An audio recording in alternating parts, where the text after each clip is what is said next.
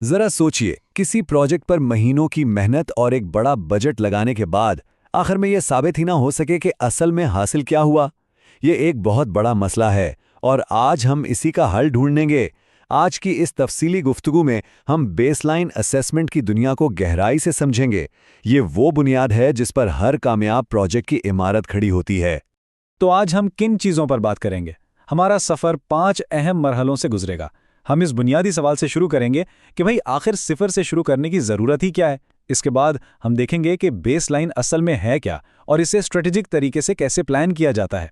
फिर हम तज्जिया और रिपोर्टिंग के सबसे अहम मराहिल पर नज़र डालेंगे और आखिर में कुछ ऐसे बेहतरीन तरीके और वसाइल शेयर किए जाएंगे जो किसी भी काम को फौरी तौर पर बेहतर बना सकते हैं। तो चले सीधा पहले हिस्से की तरफ बढ़ते हैं। सिफर से क्यों शुरू करें? बात सिर्फ एक नुक्ताए आगाज की नहीं है, बल्कि असरात की पैमाइश के लिए एक ठोस बुनियाद फराहम करने की है। बगैर किसी वाज़े इब्तदाई नुक्ते के कामयाबी के बारे में कोई भी दावा सच पूछें तो सिर्फ एक अंदाज़ा ही हो सकता है। बेसलाइन इसी अंदाजे को एक काबिल पैमाइश हकीकत में बदल देती है। और यही सवाल समझे सारी बात की जड़ है।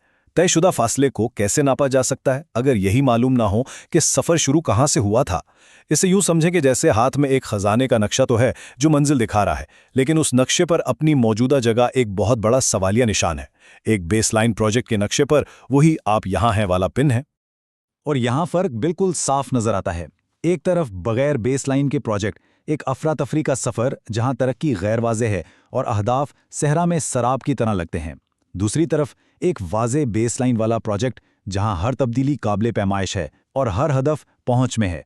इन दोनों में ज़मीन आसमान का फ़र्क है। एक अंधेरे में परवाज़ है और दूसरा डेटा की बुनियाद पर एक दुरुस्त सिमत में किया जाने वाला मिशन। तो एक बेसलाइन असल में काम क्या करती है? इसके 3 बुनियादी काम हैं जो पूरे प्रोजेक्ट साइकिल को शक्ल देते हैं। सबसे पहले प्लानिंग के मरहले में ये हकीकत पसंदाना और काबिल हसूल अहदाफ तय करने में मदद करती है। उसके बाद मॉनिटरिंग के दौरान ये वो मेयार बन जाती है जिससे हम अपनी पेशरफ्त को नापते हैं, और आखिर में एवेल्युएशन के वक्त ये वो अहम मुवाजना फराहम करती है जिससे हम अपने प्रोजेक्ट के हकीकी असरात का अंदाज़ा लगाते हैं। अब जब क्यों समझ आ गया तो चलें क्या, कैसे और कब पर तवज्जो देते हैं। इस दूसरे हिस्से में हम ये वाज़े करेंगे कि बेसलाइन असल में है क्या, ये इतनी अहम क्यों है, और सबसे ज़रूरी बात, इसे करने का सही वक्त कौन सा है। तो बेसलाइन स्टडी क्या है? आसान लफ्ज़ों में ये प्रोजेक्ट शुरू होने से पहले के हालात की एक तस्वीर है। ये किलीदी अशारियों यानी की इंडिकेटर्स की पैमाइश है, जैसे आमदनी की सतह, तालीम की शरह या सेहत के आदाद व शुमार, ताकि हमारे पास एक नुक्ताए आगाज़ हो। ये वो पहले की तस्वीर है जिसका मुवाजना हम बाद की तस्वीर से करेंगे। एक आम तासुर ये है कि हर प्रोजेक्ट के लिए बेसलाइन स्टडी लाजमी है, लेकिन क्या वाकई ऐसा है? ये सवाल हमें इस आम मफरूज़े को चैलेंज करने पर मजबूर करता है और ये सोचने की दावत देता है कि शायद कुछ हालात में इसकी ज़रूरत ना हो। तो इसका जवाब है, ये हालात पर मुनहसर होता है। बेसलाइन स्टडी का फैसला कई अवामिल पर होता है। क्या पहले से काबिल एतमाद डेटा मौजूद है, जैसे हुकूमती आदात व शुमार या किसी और तंजीम की तहकीक? क्या बजट और वसाइल महदूद हैं? बाज़ औक़ात मौजूदा वसाइल का इस्तेमाल ज़्यादा दानिशमंदाना होता है। इसी तरह प्रोजेक्ट का सियाको सबाक भी अहम है। तो ये सिर्फ एक रस्मी कार्रवाई नहीं, बल्कि एक स्ट्रेटेजिक फैसला है। तो इसके लिए बेहतरीन वक्त कब है? मिसाली तौर पर प्रोजेक्ट शुरू होने से पहले, ताकि हालात की गैर मुतासर शुदा तस्वीर मिल सके। लेकिन कुछ खास हालात में, जैसे किसी इंसानी बुरहान के फौरी रद्दअमल में जहां तेज़ी से काम करना ज़रूरी हो, स्टडी प्रोजेक्ट शुरू होने के फ़ौरन बाद भी की जा सकती है। लेकिन शर्त यह है कि प्रोजेक्ट के असरात ने अभी हालात को नुमाया तौर पर तब्दील ना किया हो। ठीक है, अब थियोरी से अमली इक़दामात की तरफ बढ़ते हैं। ये सेक्शन इस पूरी गुफ्तगू का दिल है, जहां हम मरहलावार ये देखेंगे कि एक मुअस्सर बेसलाइन स्टडी की मंसूबाबंदी कैसे की जाती है। तो आइए इसके अमली पहलुओं को समझते हैं। एक मजबूत बेसलाइन स्टडी की मंसूबाबंदी 3 बुनियादी क़दमात पर मुश्तमिल है।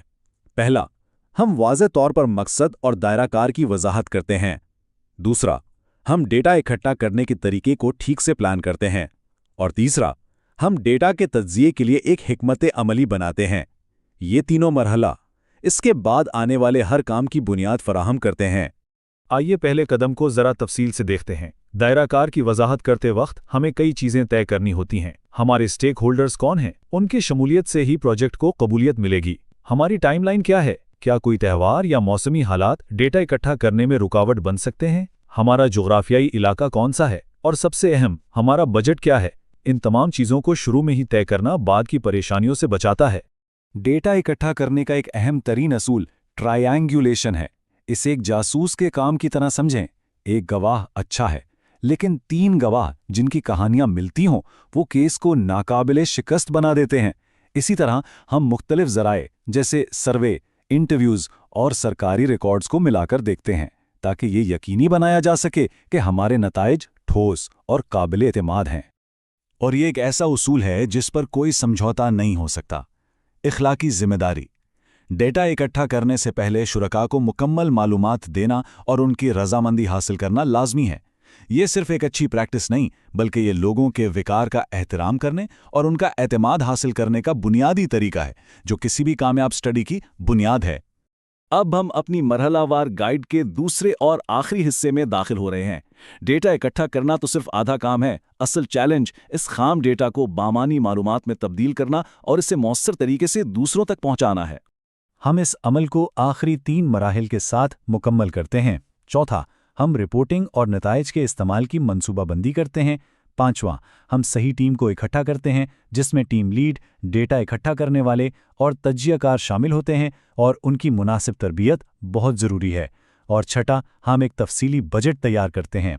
ये इक़दामात यकीनी बनाते हैं कि की गई मेहनत आखिरकार रंग लाए। रिपोर्टिंग के लिए कोई एक तरीका सब पर लागू नहीं होता। एक तफसीली तहरीरी रिपोर्ट फंड देने वालों के लिए बेहतरीन हो सकती है, लेकिन मुकामी कम्युनिटी के लिए वो बेकार है। इसीलिए हमें अपनी कम्युनिकेशन को सामीन के मुताबिक ढालना पड़ता है। स्टेक होल्डर्स के लिए प्रेजेंटेशंस, नताइज की तस्दीक के लिए वर्कशॉप्स और शायद रेडियो स्पॉट्स या सादा मीटिंग्स, ताकि ये यकीनी बनाया जा सके कि मालूमात वहां पहुंचे जहां इसकी सबसे ज़्यादा ज़रूरत है। एक ठोस बजट किसी भी स्टडी की रीढ़ की हड्डी होता है। इसके 3 अहम हिस्से हैं: इंसानी वसाइल यानी टीम की तनख्वाहों और तरबियत, सामान और सफ़र के अखराजात जैसे गाड़ियाँ, कंप्यूटर और प्रिंटिंग, और सबसे अहम हंगामी अखराजात के लिए एक फ़ंड।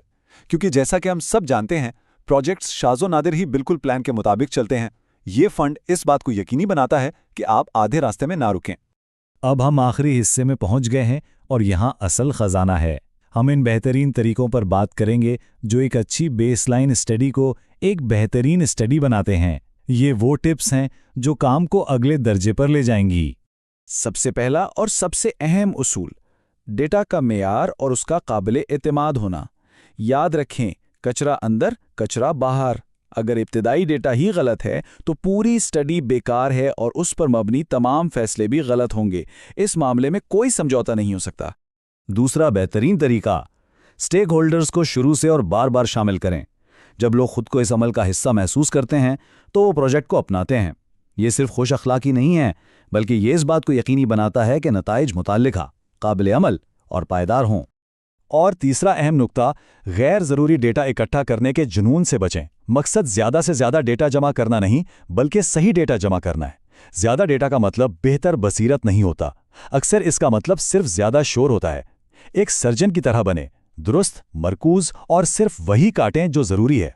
तो आखिर में ये सवाल बचता है, किसी भी प्रोजेक्ट का नुक्ता आगाज़ क्या होगा? एक अच्छी तरह से की गई बेसलाइन स्टडी सिर्फ एक तकनीकी मश्क नहीं है। ये किसी भी प्रोजेक्ट को कामयाबी की राह पर गामजन करने का पहला और सबसे अहम कदम है। ये वो बुनियाद है जो ना सिर्फ ये दिखाती है कि कहाँ से शुरू किया था, बल्कि ये साबित करने की ताकत भी देती है कि कितना बड़ा फासला तय किया है।